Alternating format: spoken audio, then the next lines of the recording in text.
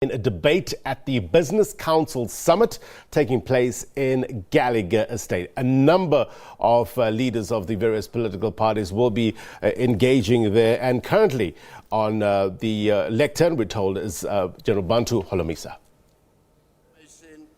And inclusive growth in the near future. This proposed economic indaba is our best chance to find the right socio-economic solutions that will benefit all South Africans. I thank you.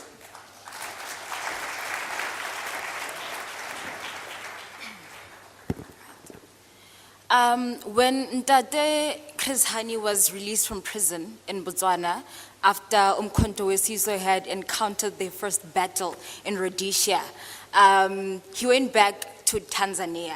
And the situation that he found there, he co-drafted a memorandum that criticized the leadership of the African National Congress, right? He was worried about the armed struggle not being the core or the focus of the struggle at the time, and subsequently suspended.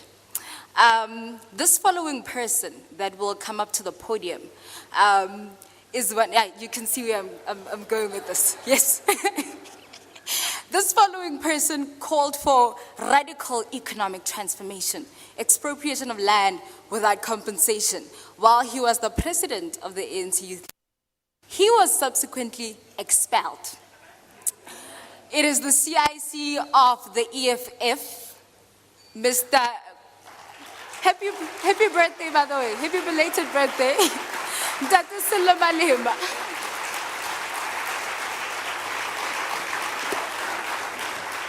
Thank you very much. Our moderator, Mapaseka, the BBC President, Sandile Zungu, and the collective leadership, President of UNIT, the spokesperson of the ANC, the policy head of the DA, President of the IFP, Minister of Women, and all important people gathered here and delegates. President Zungu, I also saw former leadership of BBC, Sello Rastab, who was trying to do something similar to this. I don't know if he will succeed. Let us begin with the obvious, crucial question, and that is the post-1994 business regime has maintained and seek to maintain consistently the colonial role of black people in a predominantly white economy, which is to be merely managers. The qualitative definition of a black manager, as it was under the colonization and apartheid regime, is the same today. A mere executive who manages the common affairs of the bourgeoisie, who are white, racist. And this is a reflection in the forms of crisis which are facing our country today. The dependable and statistics South Africa told us that in the last quarter of 2019, more than 10.3 million people are unemployed, and 9.3 million of them are black people. These are young people full of energy, willing and ready to work today. Even those that have looked for a job and have given up on looking. If there is an opportunity to work today, they will work. There are 8.1 million young people between the age of 15 and 34 years of age, people who are supposed to be transiting from dependency to the stage of independent, productive members of society, adding value to the country's GDP, but are not in education, training, or employment.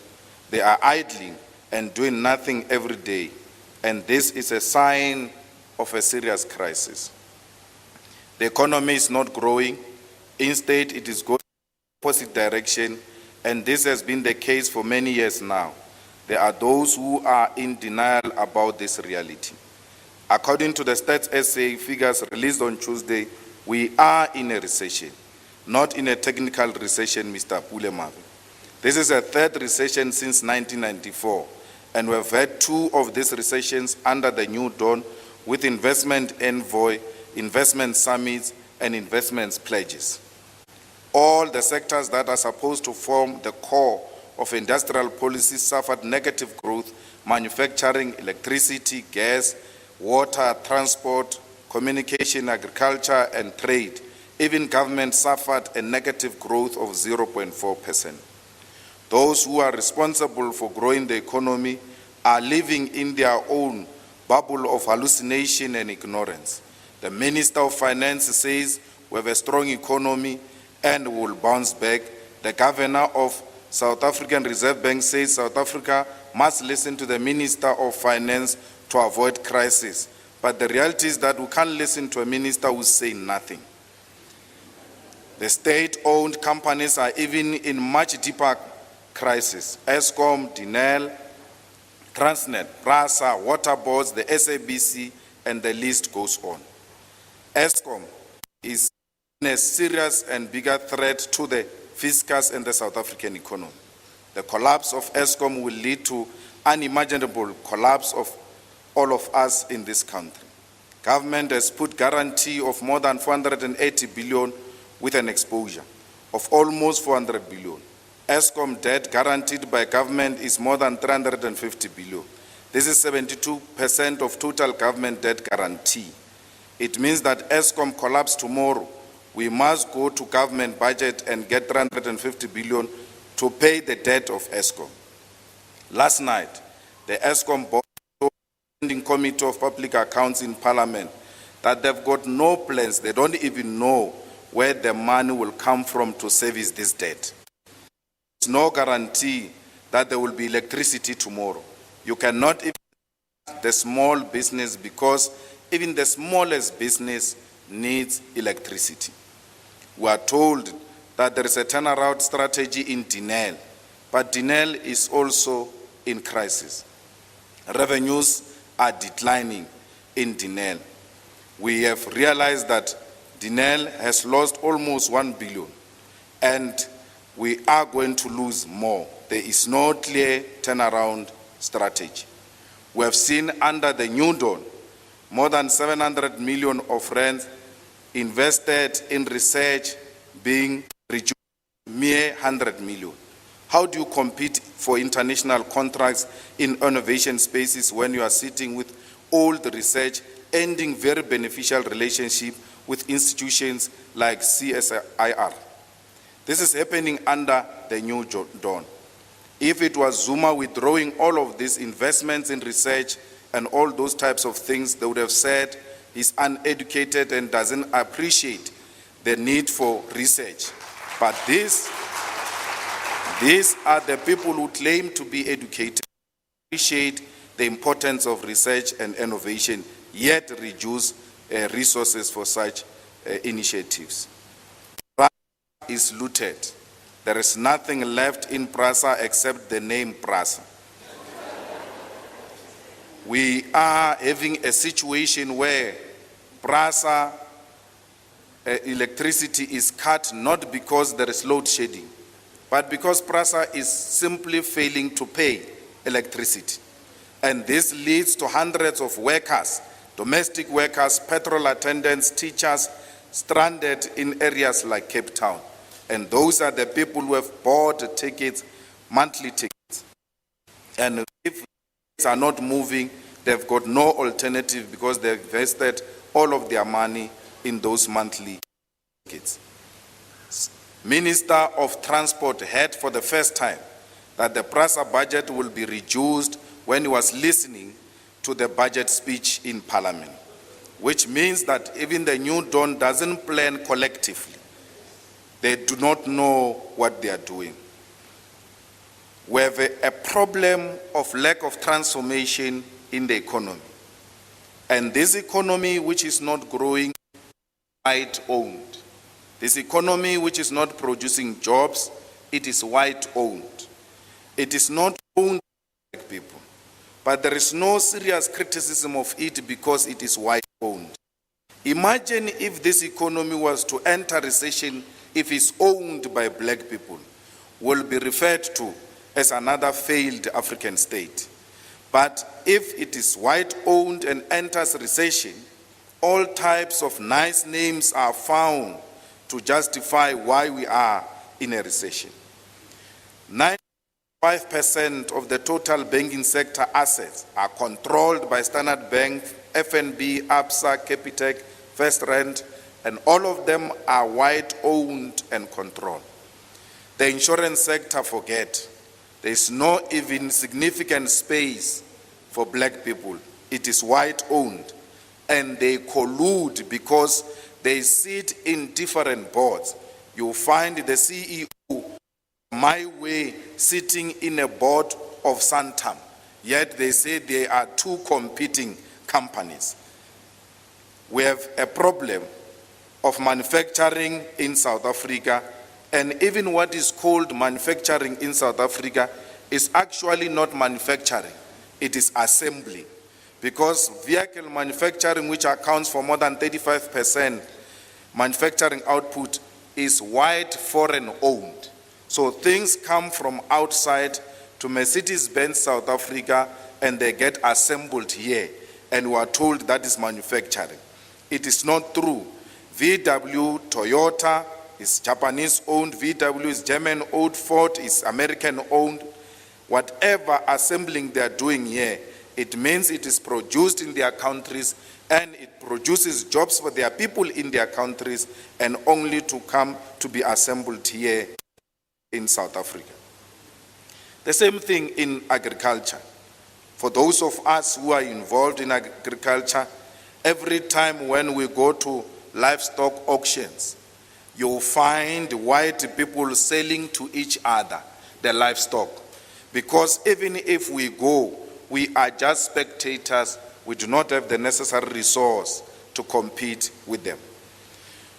We are facing a serious problem of unemployment, poverty, and inequality because the economy, it is not transformed. 800 billion state procurement budget benefits white companies. Everything that the state procures, you are guaranteed that Bidvest is going to be one of the biggest beneficiaries of such procurement by the state. The Chief Procurement Officer at Eskom was telling Parliament Scopa last night about procurement transactions done through deviations, and all of them with owned companies. There are some of the biggest state contracts done through sole source supply and deviation without anyone looking.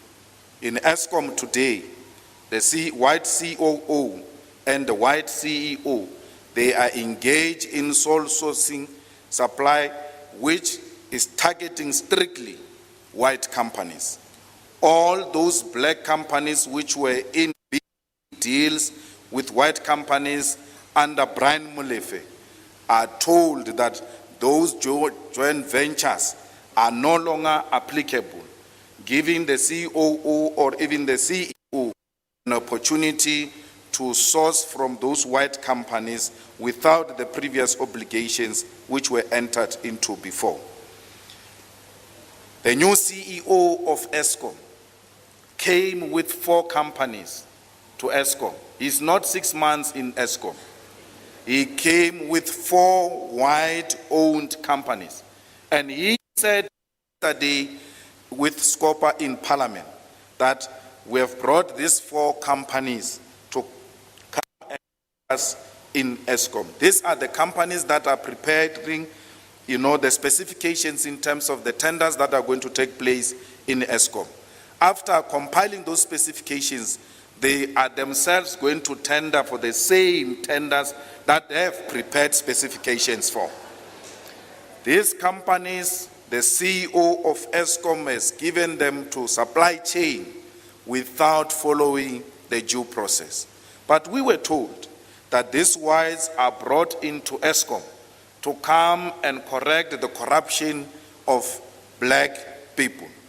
It is the same arrangement we have seen with the Guptas. The state cabinet today that the Guptas were hand-picking companies to state-owned enterprises. The white CEOs are doing the same things as the Guptas, bringing companies without following the due process. I'm telling you this information, which is a public information. You do not know about it because this corruption is conducted by white people. It is not corruption when it is done by white people. Can you imagine if Brian Molefe had gone with 4 companies, and the companies that are black-owned are going to help us to transform Eskom? It is not something that is in the headline because it is committed by a white CEO. We must reclaim our economy, and there cannot be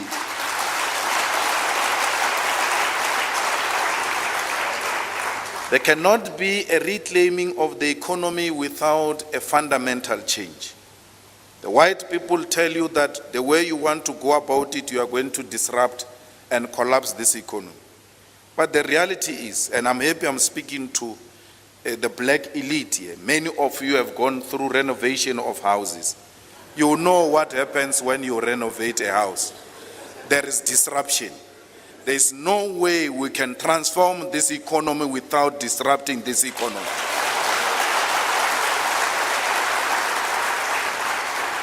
We need to expropriate our land without compensation, because when they came here and took our land, they never paid any compensation. It was taken through black genocide.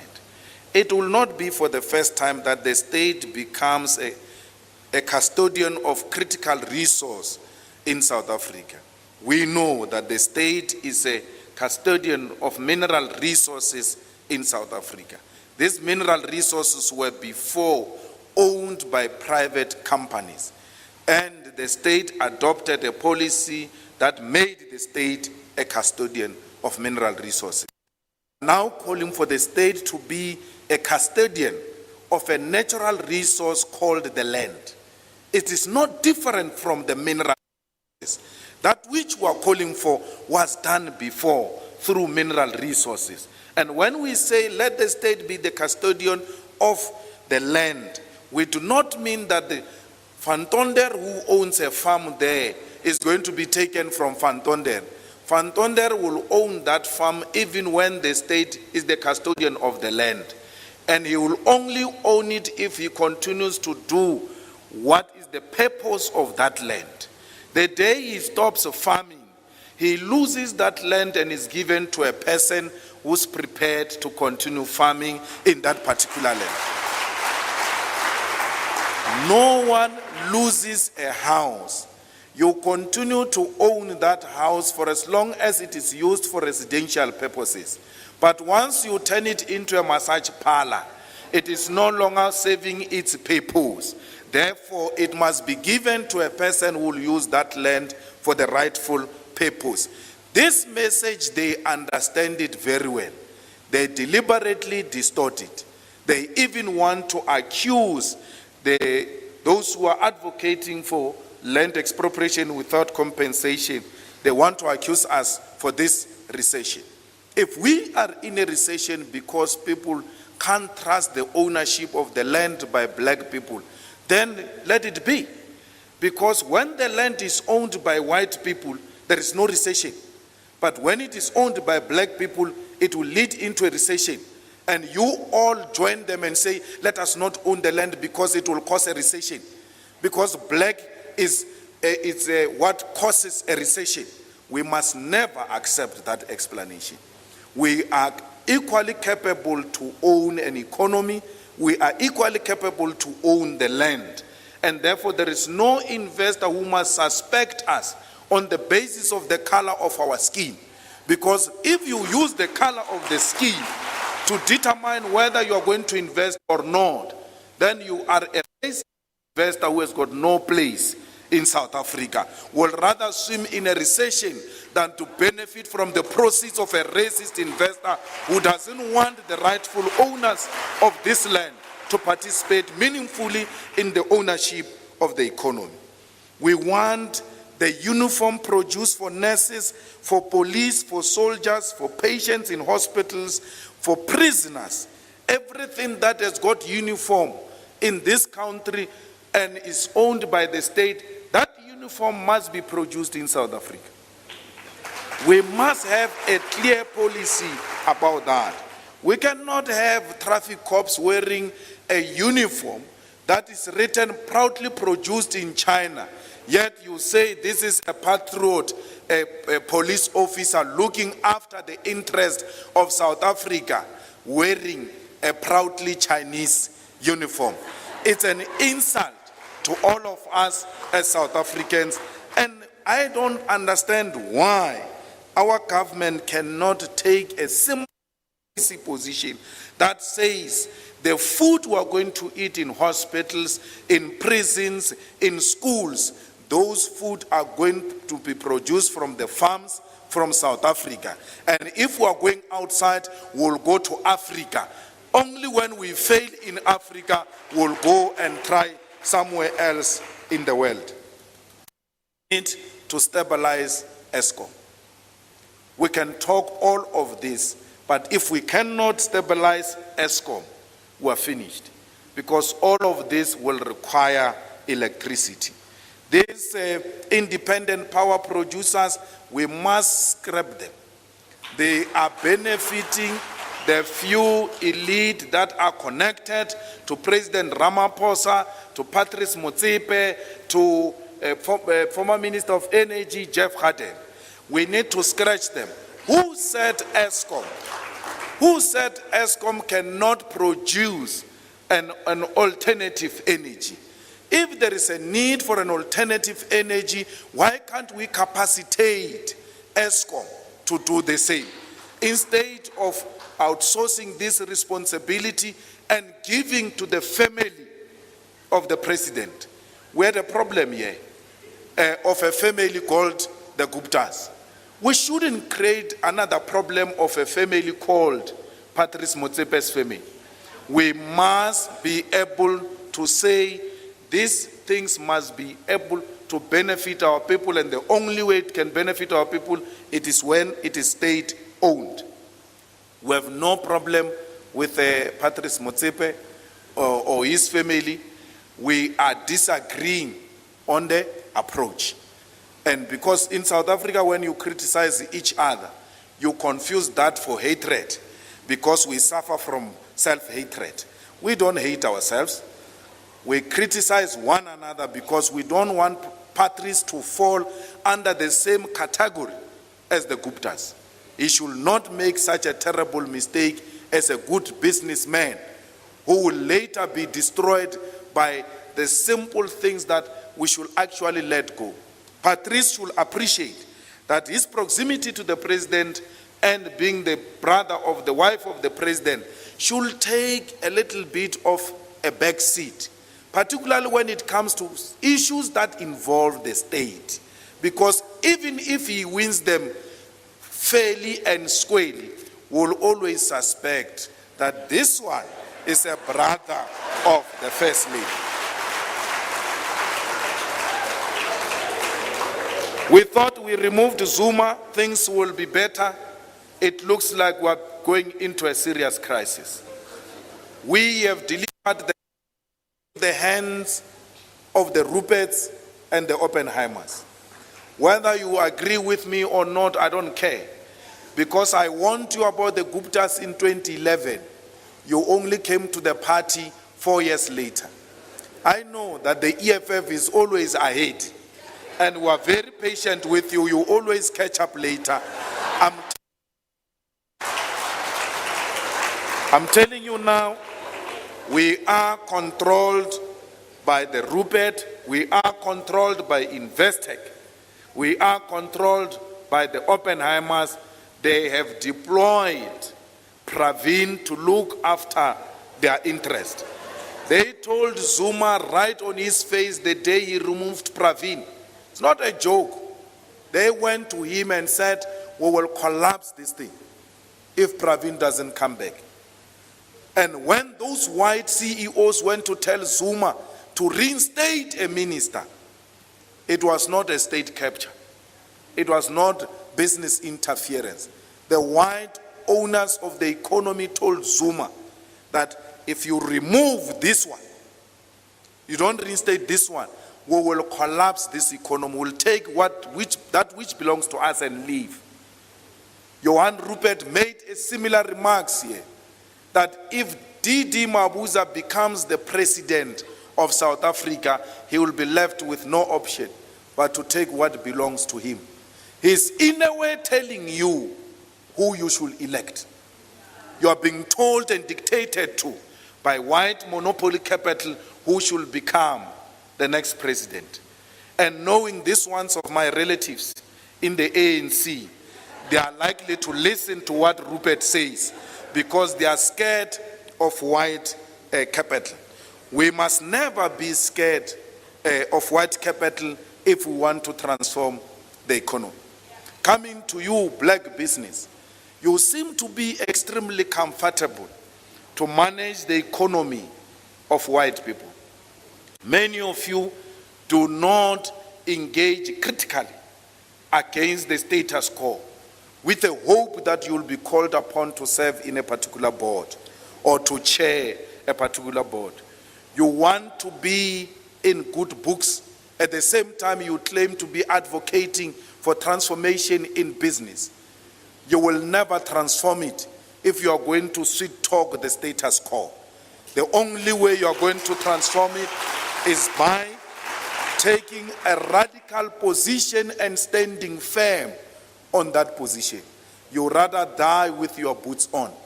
You cannot be these flexible people who are unprincipled, always seeking to be politically correct. Leaders who seek to be politically correct represent nothing. They are actually political amoebas. They are shapeless. They change form and shape as they go along.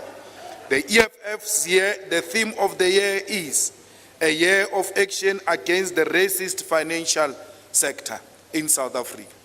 It is racist, all of it, because we are all profiled.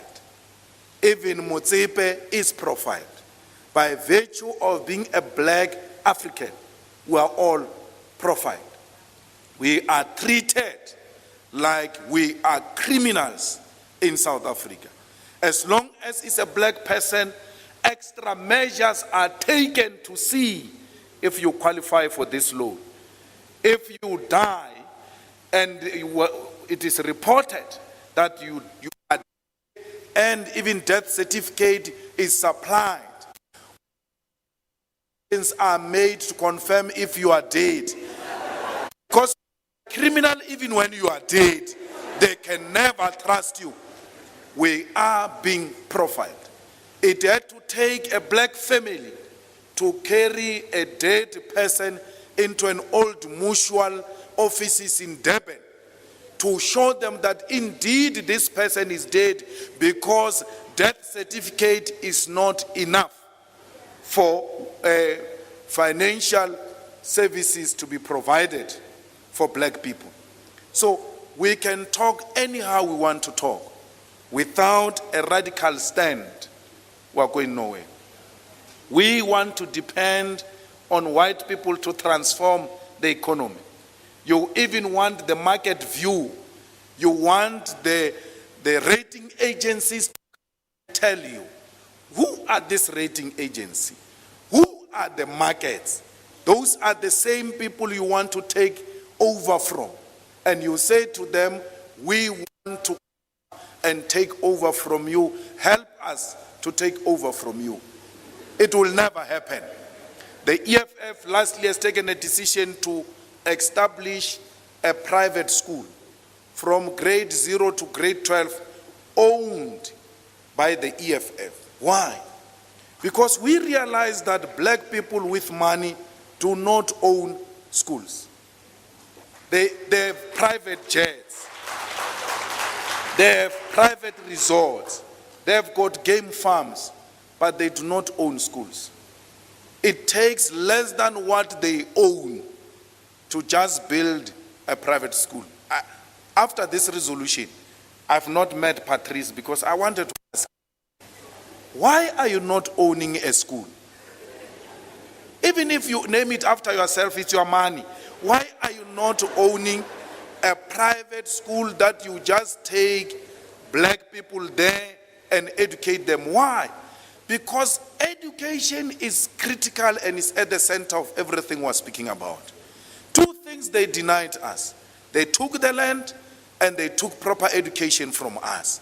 If we can correct those two, we will be able to stand on our own. We want a school owned by the EFF. Guess what happened after we make an announcement? A white man comes and says, I want to give the EFF a 10 hectares piece of land so that you can build a school. It's a very powerful idea. In response to him, I said, we do not want a free land from the white man. We want to buy it. So that if this school becomes an excellent, powerful, successful school, should not have a print of men. Because the idea is that everything successful must have a white person. And that's what all of you subscribe to. I want to lead a project without a white man's footprint, and I want it to succeed so that from the beginning and the end, there is no white man who has made any contribution. But if they come, they will come as employees and will pay them.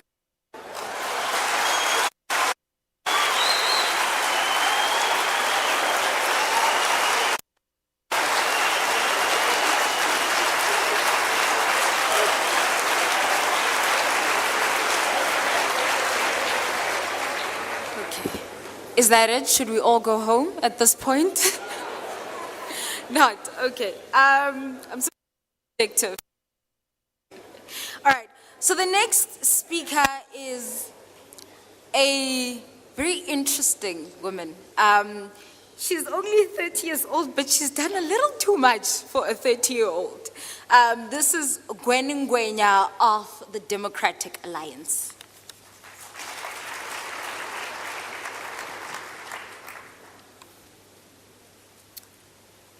Good morning, everyone, and I would like to thank the Business Council for making sure that there is such a platform for robust discussion, and I assure you that I intend to use this platform exactly for that.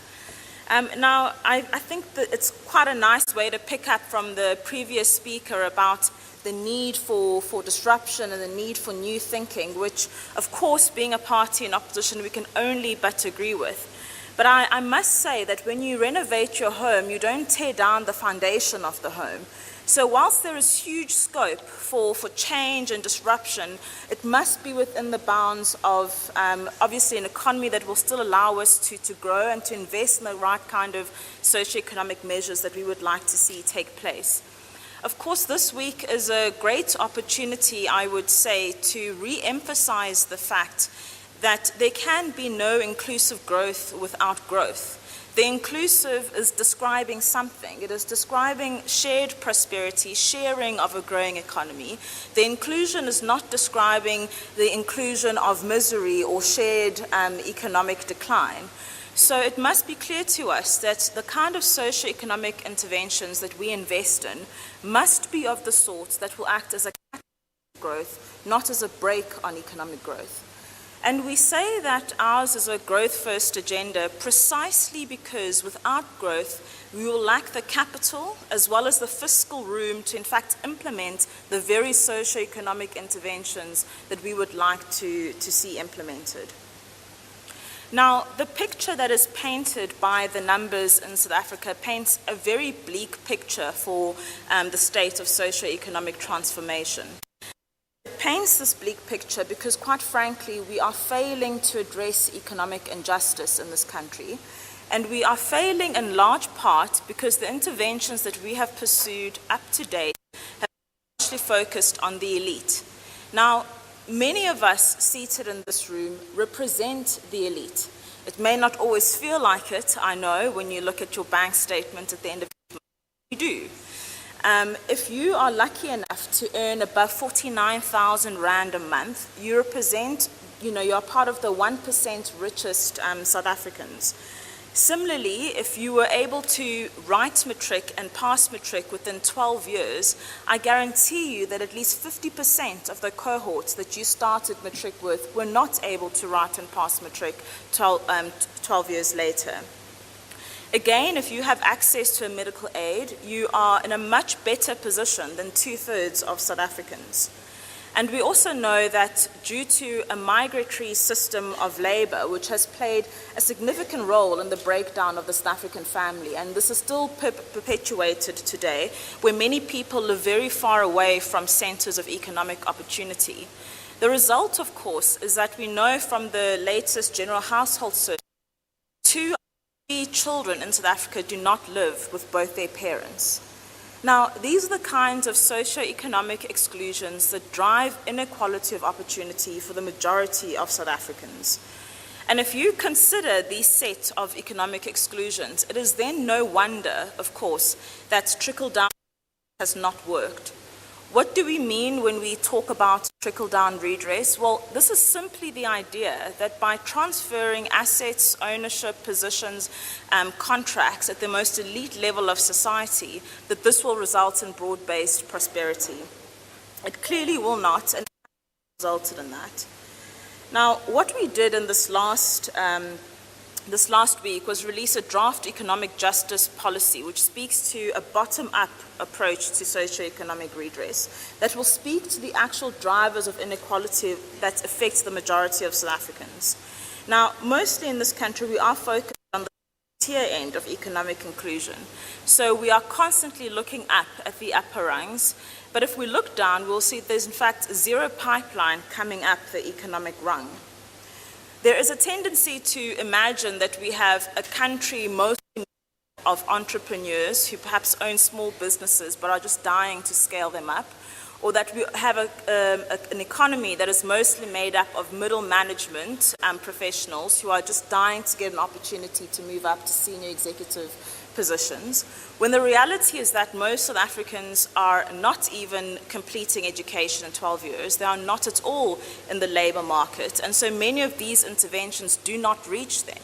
And this is not a matter of ideology. One of my favorite commentators on now passed on, a socialist and academic, Neville Alexander, in the early 90s and throughout the 2000s, was at pains to point out that in fact you have to first overcome structural inequality to be in a position to be a beneficiary of redress policy as proposed. But what is being done about those who continue to face those structural inequalities? Now, of course, policy is about priorities, and not everything can be a priority. So when we say we must focus on the bottom rung of the economic ladder, it's to emphasize that this is where the priority of our policy focus should be. Now, it's not that we haven't made any strides at all. We have, and often when you criticize the current state, it will be pointed out to you that access in many areas, including education, the provision of electricity, water and sanitation, for example, have improved for the vast majority of South Africans. And this is indeed true. We have far greater access to all of these resources than ever before. The trouble, however, lies that if you look comparatively in other countries, increased access or improvement in living standards reflected that people were becoming wealthier on an income basis, so were then able to afford a higher standard of living. In South Africa, this is not the case. Most South Africans cannot afford, in fact, the standard of living that they are the recipients of. The reason we have increased access is due to the social wage, a direct transfer from government to people. However, the tax-paying base, or the number of people actually able to afford to pay, if they were asked to pay for water, electricity, education, housing, etc., is actually shrinking. So our improvement in living standards does not reflect an economy or a society that is improving on a per capita basis, but rather a society that is continuously having to increase redistribution or the transferring of the social wage, which of course is unsustainable if we see that the numbers of the economically active population continue to decline against the economically inactive population. And I'm at pains to say that this is not, sometimes people say, well, to ask us to move away and to look for a different approach might be a neoliberal approach, and this is not at all the case. There is no doubt in my mind that a pro-poor, policy-focused agenda is necessarily a pro-black agenda. And it's not that also that we fear wealth amongst black South Africans. Wealth is very important, and I'd be the first to speak of sometimes this rising tendency when someone improves on the socio-economic ladder and then they speak of the poor. They are derided, and it's said that, oh, you're now perhaps a champagne socialist, and what do you, wearing Gucci or whatever it is, know about the poor? I've always derided against this kind of language because one can be in a better socioeconomic position but still be very wary of where they come from. And so this is what this new approach, or an alternative approach, proposes, that we be mindful of the fact that there are many South Africans, in fact the majority of South Africans, who are failing to even reach or cling onto that first rung of the economic ladder. And that is where the emphasis and the energy of economic redress needs to be directed at. I speak of this also because I'm very well aware of the strength and the mentality of getting up and doing it yourself, but there are people who are so poor and from whom the first rung even of that economic ladder is so high that they are expected to receive direct government interventions to help them onto that economic ladder. My father, in fact, was the principal of a school in Umlazi called Vukuzakhe, and I've always actually appreciated the ethos even of the name of that school. But be that as it may, as powerful an idea as that is, that we must, build ourselves and work to create our own futures and, focus on how, in other words, it emphasizes the idea of individual agency. But be that as it may, we must recognize that there are people who cannot even exercise that agency and need help to at least reach that first economic rung of the ladder. So you cannot be told to climb if you are not on the ladder in the first place. So what are we then proposing? What are the kind of interventions that a properly focused redress policy would focus on in order to ensure that it is targeting the majority disadvantaged of the country as opposed to targeting those who are already at an upper level of the economic rung? Well, these are policies that focus on areas such as spatial inequality, and we've mentioned again the continued breakdown of the South African family due to the fact that so many people live far away from areas of economic opportunity. And here specifically, we propose interventions to address spatial inequality and land reparations that are different from the circumstances people lived under before. It cannot be that land reform means that people are continued tenants of the state. This was the situation already under apartheid. People leased land from the government. You cannot call this land reform. Land reform would be an agenda that transfers ownership, title deeds, formal ownership to those who live on that particular land. So I think this is a very important part of our land reform proposals. And furthermore, that not only are these people owners, but primary transfers of the land that we need to look at must primarily come from state-owned land. There are vast chunks of state-owned land, derelict, underutilized, and well-located in urban areas that can be transferred for social housing and other opportunities to those who need it most, as opposed to clinging on that land for the purposes of the state. We would like to, first and foremost, before we even resort to the private expropriation of land, to ensure that as much state-owned land is redistributed to South Africans who need to own land. Furthermore, on unemployment, we make a bold proposal, such as a job seekers exemption certificate. Now, there are measures globally, even where there is a national minimum wage in place, to say there are some groups of people or individuals who should be exempt from these laws, especially when they are actually working against them in terms of their opportunities to find work. So those who have been long-term unemployed, in other words, those who have been without work for 12 months or more, what a job seekers exemption certificate does, and this is in place in other countries around the world as well, is to say that they can take a job at a wage that they find acceptable. Now, of course, there are many people who will throw up their arms and say, how can you say some people will be allowed to exempt themselves from a national minimum wage? Because we are very clear about what those people's options are. Their options are not between a higher wage or a lower wage. Their options are between a low wage or no wage at all. And so when you prevent them from taking that lower wage, you're actually isolating them or restricting them to a life of no wages at all. So we think that there's nothing more decent of a wage than an actual wage, no matter how low it is, if that person is prepared to work at that particular wage. And the restriction there, of course, we must remember to be mindful of, is that it is restricted to those who are long-term unemployed. So it is a long-term unemployed exemption certificate, because what it means is not that you have lots of opportunities. What it means is that you have spent 12 months without work, unable to find work at the minimum wage. So what this does is to free you up to be able to seek an exemption, say, now I have found work, but it is below this the minimum wage, and a low wage is better than no work at all. And we find that this is absolutely essential because companies or small businesses in various types of sectors are able to apply for exemptions. And employment is a two-way relationship.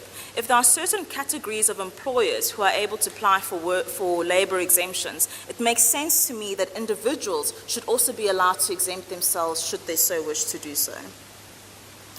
Now, some might argue as well that we are perhaps letting corporate South Africa off the hook. Where is the roles in some of these interventions that we highlight around addressing spatial inequality, around unemployment, even our interventions around addressing childhood stunting, which I actually must very quickly mention because this is an issue that has lifelong consequences for many of South Africa's children, but also dampens the efficacy of later interventions. So we are sometimes very focused on later interventions, like about what we do about spatial inequality, what we do about the basic education system. But by the age of 3 years old, many children are already stunted, meaning that they have a low height for their age group.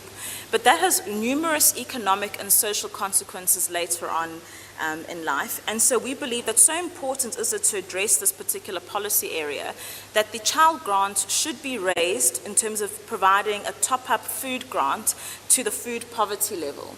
Because at the moment, if you receive a child grant, it is not actually even enough to provide a properly nutritious diet, even if you wanted to do so, because the child grant falls below the food poverty line.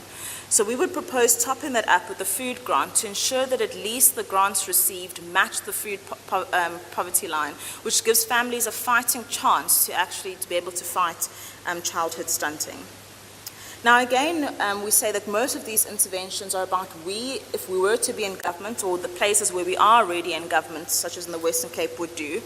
But what do we expect of corporate South Africa? Now, we don't let them off the hook because any government around the world recognizes that one can amplify their social interventions and their social impact by choosing very carefully the kind of businesses you want to do business with. So public procurement, for that reason, is a very important lever to align the kind of business you do business with your broader socioeconomic objectives. But we've highlighted that the important socioeconomic objectives are the ones that drive inequality of opportunity on the ground, not just at the upper rung of the economic ladder. And so to focus corporate South Africa's attention onto those drivers of inequality of opportunity, we would use the UN Sustainable Development Goals as a broad framework which provides clear targets of the kind of society we are trying to create. There can be no doubt in anyone's minds that a society which has achieved those 17 SDGs, in other words, a society that has zero poverty, that has reduced inequality, where everyone has quality education, you have addressed gender inequality, and I could go on about the rest of the SDGs, there is no doubt that if we can achieve that, we will become a more economically inclusive society. There is absolutely no doubt. So it makes sense then to me to move away from the narrow prescripts of current policy to say, these are our broader socioeconomic objectives. What can you do as a business to help us achieve these particular objectives? And around the world, businesses of their own accord are already beginning in an integrated reporting fashion to report on what they are doing to align to the SDGs.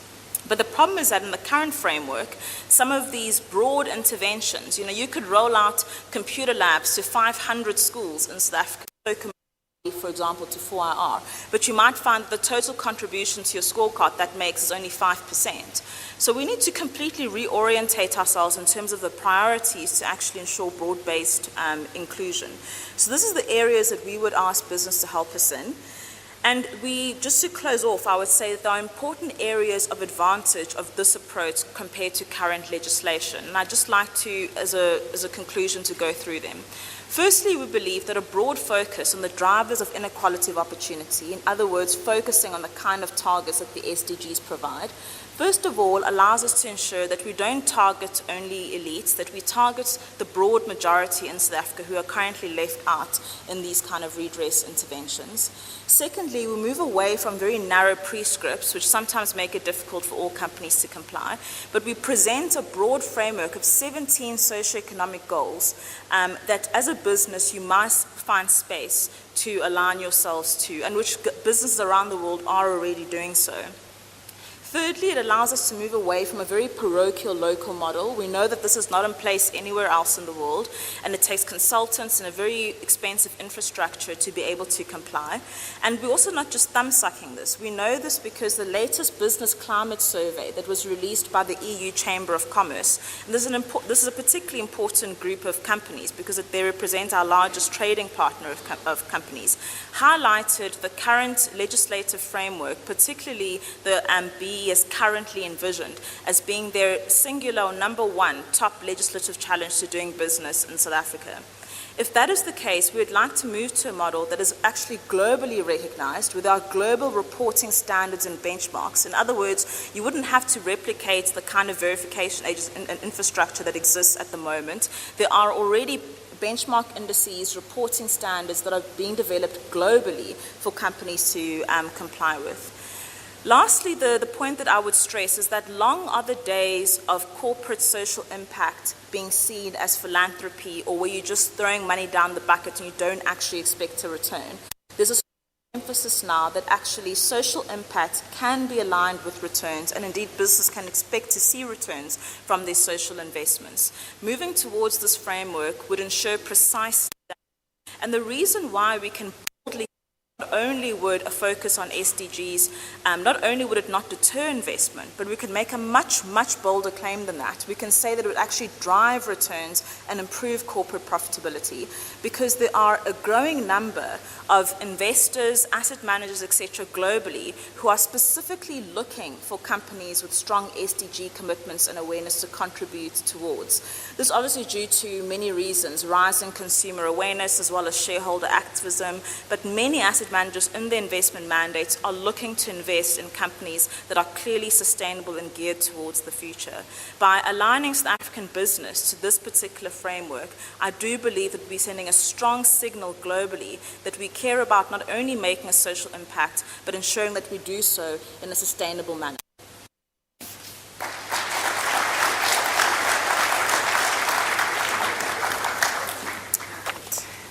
So we are running out of time, so we're going to keep it really, really tight. Just a quick announcement, however. After the special address by Minister Maite Nkwana Mashabane, we'll break away, right? The first one will be at Gallagher 1. That will be high demand radio frequency spectrum. The second one at Gallagher 2, that's manufacturing, industrialization, localization, and beneficiation. The third one is at Gallagher 3A. The discussion will be local government. The fourth one is at Gallagher 3B, skills development.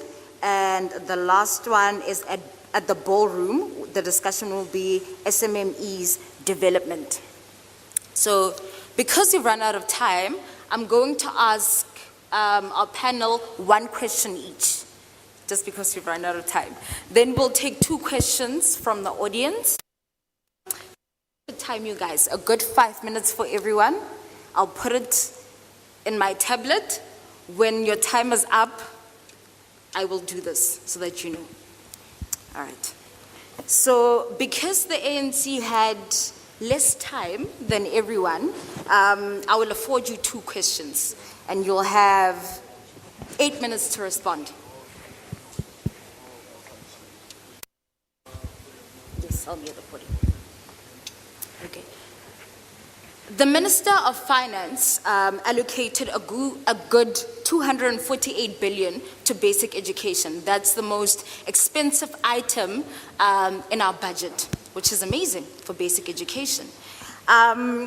There's also been an introduction of early childhood development that is supposed to ensure that learners can read for comprehension by the age of 10.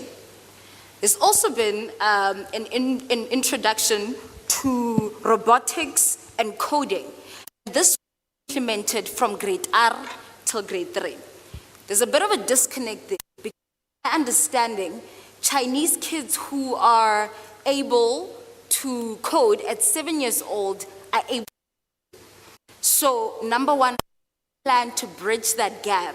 And also, because of the differences between our more developed provinces like the Western Cape, Gauteng, etc., and the Eastern Cape and Limpopo, how will you ensure that we correctly and roll out the coding and robotics in the Eastern Cape, where students are learning under trees, and in Limpopo, where they hardly receive their textbooks? Okay. No, thank you very much for that. Of course, we'll not go into the details. We have got members of the executive who are deployed as ministers of the African National Congress, who are expected to effectively present plans on the things that they are going to be doing to give practical expression to what the minister shall have pronounced on the budget speech. The fact that the ANC-led government is already directing resources towards early childhood development is on its own a step in the right direction. It reflects commitment to make sure that young people in this country, especially those that are still of a school-going age, could be given the necessary skills that are commensurate with our own growing economy. There is in no way that when South Africa observes the growth of the fourth industrial revolution, we are not going to be doing things that will allow the young ones to have a critical role to play. Take, for example, when the Premier of Gauteng did his State of the Province address, amongst the things that they pronounced on to constitute their own social compact here in the province of Gauteng was the growth of the digital economy, which means that it will not be possible to imagine an economic growth without impacting or investing resources towards the economy. Now, what are the things that we are doing as government or what the government is doing to address those? Amongst those is the rollout of the wireless open access network to make sure that there is shared usage amongst the disadvantage of spectrum, but to also make sure that in trying to use that important resource, we also make sure that even your own telcos could be able to use empowered entities, some of those that are members of the Black Business Council, on a shared network scale. Now, these are skills that those that are learning how to use robotics, how to advance with the fourth industrial revolution, who need to use free and cheap data, would need to have, so that in the next few years, 10, 20 years from now, they could be able to have a meaningful role. So, talk about building the South Africa we want. Such must be expressed by the investment we make today to be able to protect the future. That other advanced economies, like China, as you correctly state, have already gone ahead to do this, doesn't mean that we are late. The fact that we are doing something is a reflection on its own that we do appreciate that, better late than never starting at all. If we don't start, it means that we are not preparing our young ones to be able to play a meaningful role going into the future. Of course, as it relates to every province, I just did one simple reflection on Gauteng. The president of the African National Congress, who's the president of the Republic, also spoke about what we are doing to eradicate mud schools. It's not just eradicating smart schools, it's also about building smart schools throughout the country, making sure that young people from a very early age have got access to tablets. They can start communicating using emails. They've got robotics, like you are correctly saying, where they could be able to file and ask a range of questions. Today, young people who are doing a grade 11, just today, are already being taught about the Potter's model, something that most of us came across when we were doing our own master studies, which begins to tell you a story of how much our own education landscape has advanced. You know, there's a very important point that General Olomisa makes about us moving towards a low carbon economy as part of responding to climate changes and all of that. Part of doing that is going to require the interface with the digital economy as well. It's going to require how we advance the use of whether it's robotics. It's going to require us making sure that we even lessen the cost of data. We must welcome the steps that were led, or the efforts that were led by the African National Congress to make sure that data falls. Because with the falling of data, it means that the using of all other learning instruments as provided for by the fourth industrial revolution would become even much easier. It means that Minister Tito Mboweni is making would also be put to good use. The expectation is that beyond early childhood development is that organizations like the Black Business Council must themselves also be seen to be embracing the technological ways of doing things, making sure that even in the far afield here in the country, many other people have got access to the work of BBC.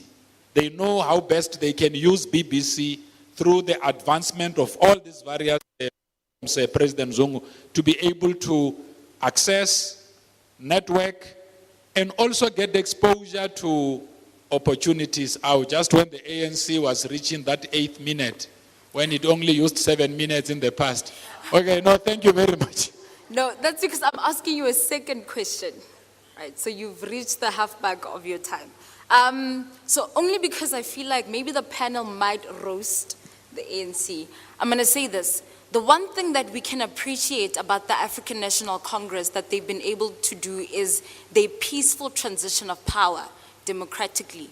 And from 1994, there was no civil war, A. And B, the fact that I think this is President Mandela who said that he only stayed for one term. And after that, every other president, there's been some level of peaceful transition, right? And yes, our Trice Politica contributes to that. Yes, our constitutional presidential term limits contribute to that, but they've been able to have that peaceful transition, even though nowadays the presidents are not able to serve their full terms. So my second question is to do with of land without compensation. After the ANC was re-elected to be the ruling party in South Africa, President Matamela Cyril Ramaphosa went to an investment conference hosted by Goldman Sachs. And he said to the investors, look, your land is safe. There's nothing to worry about, right? However, there was this rhetoric of expropriation of land without compensation. He said that it's state-owned land and municipal land that will be expropriated. So I just need clarity in terms of which land will be expropriated. Because according to Africa Tech, the state only owns 14% of the land in South Africa. So are you going to expropriate? Are you going to expropriate that 14% and ensure that there is a true redistribution of wealth in South Africa, just based on 14%.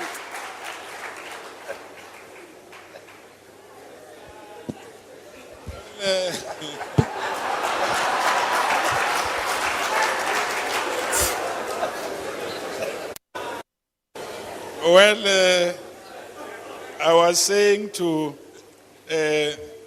CIC that this is going to be a hectic one. Well, safe to say that there are public hearings that are currently ongoing. As it, because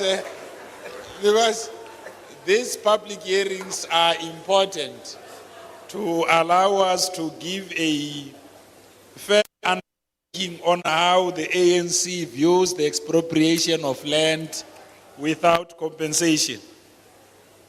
You see, there are areas where we agree across political parties. And this is the point that was made by the Commander-in-Chief of the Economic Freedom Fighters, that political freedom without economic freedom is meaningless. We need to give our people the rightful ownership of land so that they can play a greater role in the economy. So as it relates to which land gets to be expropriated and which one we leave out, there is already a process ongoing that has got to do with the amendment of Section 25 of the Constitution, so that we are all at one.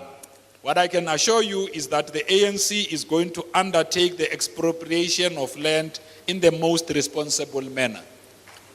No, because, while we are about an inclusive economy, we do recognize the imbalances of the past and understand that in everything else that gets to be done, it must be the African masses, the black people of this country, that become the primary beneficiaries of all of our interventions.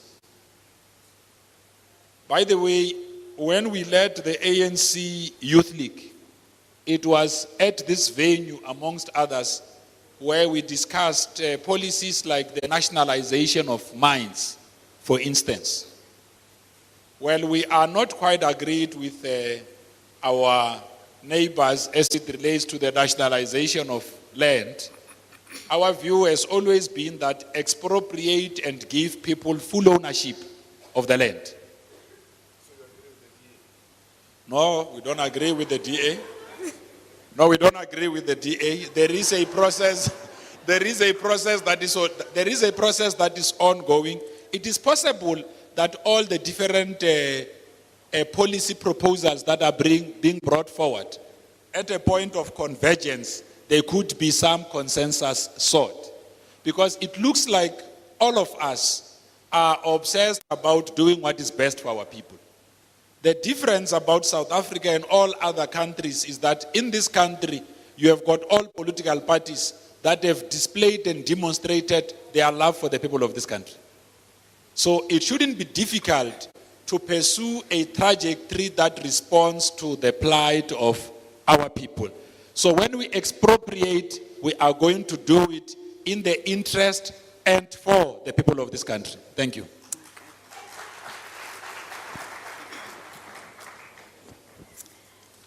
General Holomisa, we spend twice as much on prisons and the court system as compared to NSFAS and TVET colleges combined.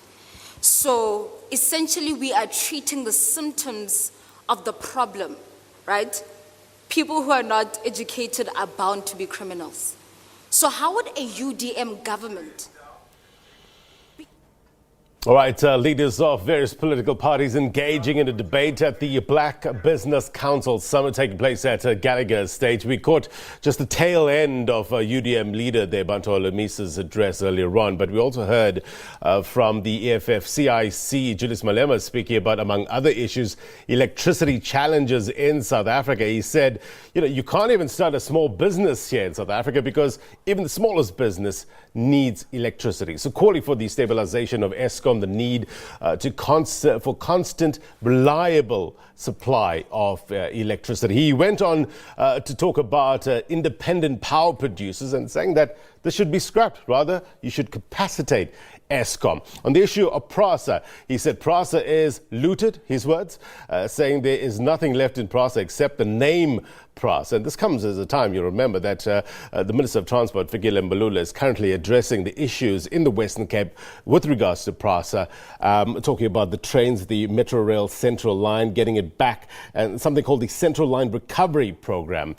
So that was that issue with regards to PRASA. He also Julius Malema, this is, said that there is a lack of transformation in the South African economy. We also heard from Gwen Ngwenya from the DA, spoke about the need for disruption and the need for change, but it must be within the bounds of the economy that allows us to grow. And she was talking about a pro-poor policy agenda is a pro-black agenda. She was saying that we need to be mindful that many South Africans are battling to even get on the first step of the economic ladder. And she spoke about spatial equality that needs to be addressed and call for state-owned land to be redistributed. Towards the tail end of that, we heard the ANC's Pula Mabe responding to a question, talking about the importance of early childhood development and speaking about something called the Wireless Open Access Network as a tool to help the youth. And I guess it's all about the youth playing a meaningful role in South Africa. So we're going to keep a close eye on what's happening there